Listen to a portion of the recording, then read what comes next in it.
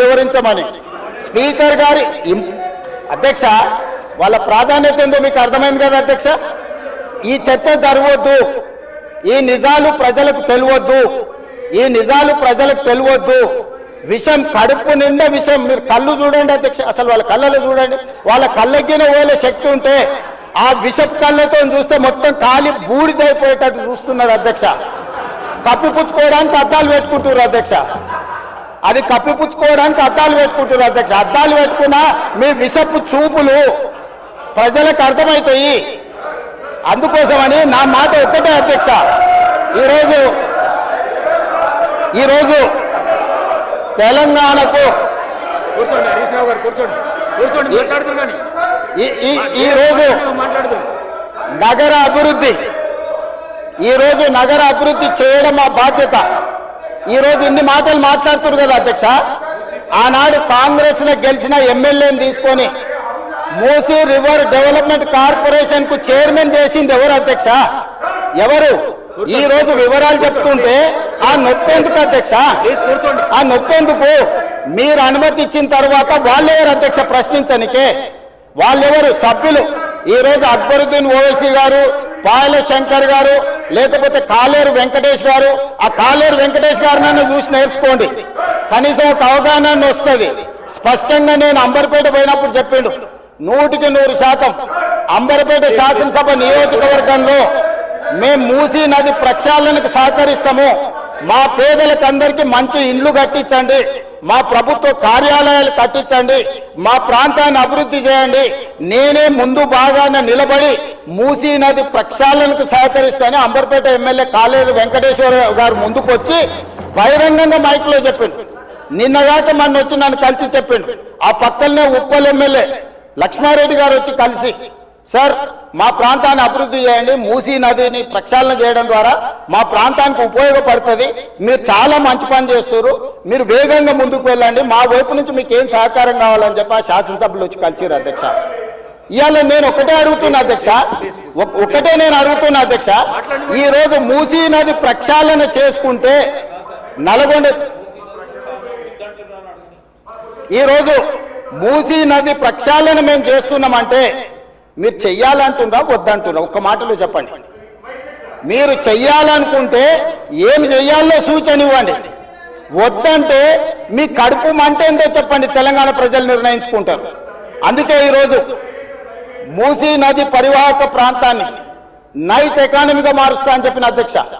పట్టణం అంతా రాత్రి 9 గంటలకు నిద్రపోతే రాత్రి 9 గంటల నుంచి ఉదయం 6 గంటల వరకు మూసీ నది పరివాహక ప్రాంతంలో నైట్ ఎకానమీని రివైవ్ చేసి అక్కడ హోటల్స్, ఆఫీసులు, అదే విధంగా ఫుడ్ కోర్ట్స్, కల్చరల్ యాక్టివిటీస్ వీటన్నిటిని కూడా ప్రపంచ స్థాయి నగరంగా మార్చడానికి నైట్ ఎకానమీని ఓపెన్ చేయబోతున్నామని చెప్పినాం అధ్యక్ష. ఆ ప్రాంతంలో ఉన్న ప్రతి వాళ్లకు, నష్టపోయే వాళ్లకు అత్యధికంగా నష్టపరిహారం ఇచ్చి బ్రహ్మాండమైన కాలనీలు కట్టించిస్తాం అధ్యక్ష. ఈరోజు వాళ్ళు ఏ పరిస్థితి లేనోళ్ళు, ఏ దిక్కు లేనోళ్ళు, సర్వం కష్టాలలో మునిగేటోడే మూసీ పక్కన పోయి ఇల్లు కట్టుకుంటాడు అధ్యక్ష. మూసీలో ఉండే దోమలు కానీ, కంపు కానీ, అక్కడ ఉన్న వాతావరణం కానీ, శవాలు కొట్టుకొస్తుంటే ఎవరైనా అక్కడ ఉండాలనుకుంటారు అధ్యక్ష? ఏ పేదోడైనా మీరు చెప్పండి అధ్యక్ష. ఒకప్పుడు నందనవనం కట్టింది కదా అధ్యక్ష, మూసీ నదిలో ఉన్న వాళ్ళని తీసుకెళ్లి. ఈ రోజు ఆ ప్రాంతంలో నందనవనం మనం పోయినప్పుడు ఎంతమంది జిల్లాల నుంచి వచ్చిన వాళ్ళు ఉన్నారు అధ్యక్ష? ఎల్బీ నగర్ ఎమ్మెల్యే గారికి తెలుసు, నందనవనం ఆ కాన్స్టిట్యున్సీనే వస్తుంది. ఈరోజు మూసీ నది పరివాహక ప్రాంతంలో ఉన్న పేదలకు మంచి వసతులు కల్పించి, వాళ్ళ పిల్లలు చదువుకోవడానికి మంచి పాఠశాలలు ఇచ్చి, వాళ్ళకు ఉద్యోగ ఉపాధి అవకాశాలు కల్పిస్తామని మేమంటే లేదు, అది అట్లనే ఉండాలి, తరలించడానికి వీల్లేదు, కట్టడానికి వీల్లేదు, మేము అడ్డం పండుకుంటాం, మేము నిలువు పండుకుంటామన్నారు. మరి మన వర్షాలు వచ్చినప్పుడు పోయి పండుకునేది ఉండే అధ్యక్ష, పోలేదు. ఏమి లేనప్పుడు పోయి ఆ పక్కనున్న కాలనీలలో పండుకొని వచ్చారు అధ్యక్ష. ఇప్పుడు ఉండమని ఉంది అధ్యక్ష నెల రోజులు.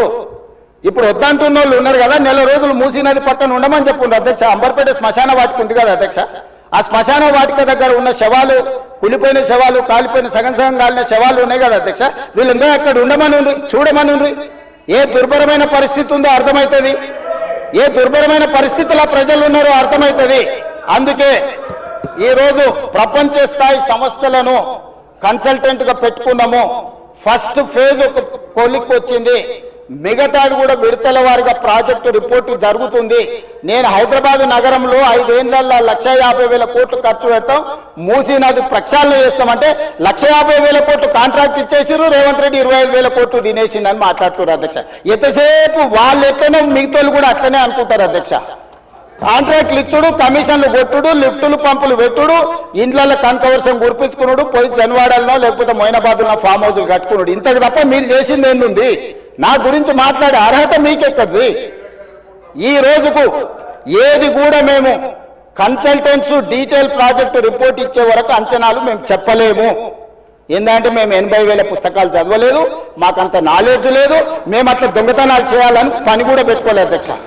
అందుకే ఈరోజు మంచిరేవుల దగ్గర కాకతీయుల నాటి శివాలయం ఉన్నది అధ్యక్ష. 850 సంవత్సరాల పురాతనమైన శివాలయం మంచిరేవుల దగ్గర ఉంది అధ్యక్ష. గ్రేహాండ్స్ ల్యాండ్ ఉందా? ఈ రోజు అక్కడ శివాలయం కట్టదలుచుకున్నాం అధ్యక్ష. మన సంస్కృతిని కూడా పునరుద్ధరిస్తున్నాం. ముందుకు వచ్చిన తర్వాత మక్కా మసీదు ఉన్నది, ఒక అంతర్జాతీయ స్థాయి మసీదును అక్కడ కట్టదలుచుకున్నాం అధ్యక్ష.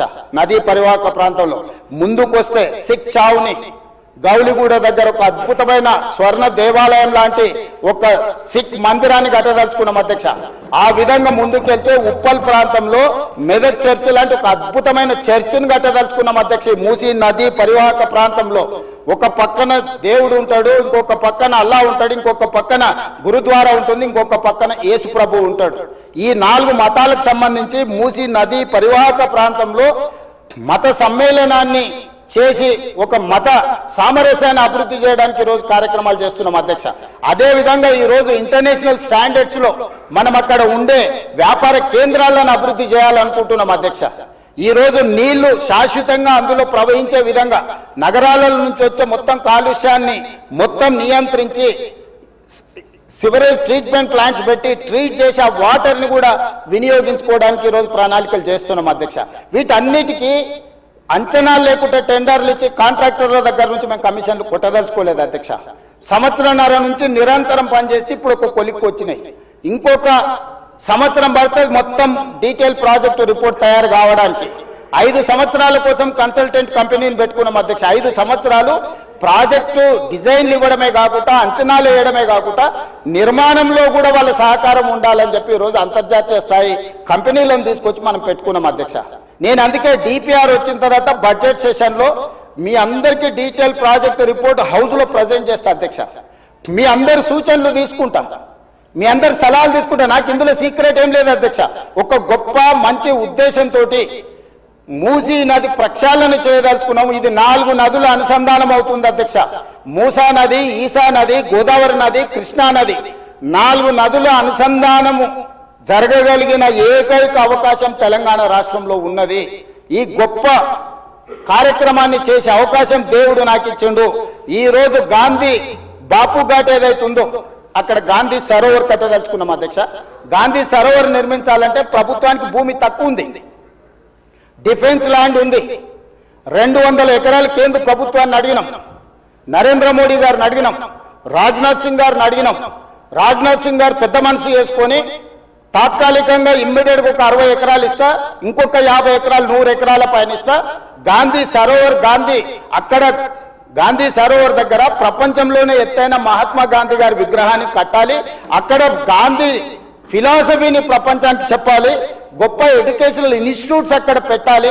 ప్రజలకు జ్ఞానాన్ని, పిల్లలకు విజ్ఞానాన్ని ఇవ్వాలని ఈ రోజు మేము ప్రయత్నం చేస్తున్నాం. కేంద్ర ప్రభుత్వం కూడా పార్టీలకు వ్యతిరేకంగా, పార్టీలకు భిన్నంగా ఉన్న రాజ్నాథ్ సింగ్ గారు ఒక పెద్ద మనిషి ముందుకొచ్చి బ్రహ్మాండంగా ఉన్నది గాంధీ సరోవర్ కట్టుండని ప్రాథమికంగా 55 ఎకరాల భూమిని తెలంగాణకు బదలాయించడానికి ఒప్పుకుండు. మేము 200 అడిగినాం, మేము 100కు వస్తాం, మిగతా 50 ఎకరాలు కూడా ఇవ్వండి అని అడిగితే మన కలిస్తే ఇప్పుడు కమిటీని పంపించింది అధ్యక్ష. డిఫెన్స్ సెక్రటరీలు అందరూ వచ్చి ఫీల్డ్ ఇన్స్పెక్షన్ చేసి ప్రాథమికంగా ఇది బ్రహ్మాండమైన ప్రాజెక్టు, మీకు ఆ భూమి కూడా ఇస్తామని కేంద్ర ప్రభుత్వం ముందుకు వచ్చింది అధ్యక్ష. మేము కేంద్ర ప్రభుత్వంతో సయోధ్య పెట్టుకుంటున్నది మీలాగా కేసుల నుంచి తప్పించుకోనికే కాదు అధ్యక్ష, తెలంగాణ రాష్ట్రాన్ని అభివృద్ధి చేయడం కోసం కేంద్ర ప్రభుత్వంతో ఈరోజు మేము చేస్తుంటే ఈరోజు మనోళ్ళు దానికి రకరకాల ఆలోచనలు జోడించి ఏ దోస్తే అది మాట్లాడుతున్నారు అధ్యక్ష. అందుకే దయచేసి సభ్యులకు ఏం అనుమానాలు ఉన్నా నాకేం అభ్యంతరం లేదు. నేను గతంలో ఇది నిర్మాణం చేయాలనుకున్నప్పుడు గ్రేటర్ హైదరాబాద్ పరిధిలో ఉండే ఎమ్మెల్యేలందరినీ సౌత్ కొరియా చూడడానికి రెవెన్యూ మినిస్టర్ శ్రీనివాస్ రెడ్డి గారి నేతృత్వంలో కార్పొరేటర్లను, మేయర్ని, డిప్యూటీ మేయర్ని, ఆఫీసర్లని, శాసనసభ్యులను అందరినీ పొమ్మన్నాం. మొదట్లో పాపం శాసనసభ్యులు అందరూ రానికే సిద్ధమయ్యారు. ఇక ఏమైందో కడుపులో విషయం ఉన్నోళ్ళు ఏం విషయం చెప్పినరో ఇక వద్దులే అన్న మేము రాము అని వాళ్ళు ఇది చేశారు. నేను ఇప్పుడు కూడా చెప్తున్నా, ఎమ్మెల్యేలందరికీ నా సూచన, ముఖ్యంగా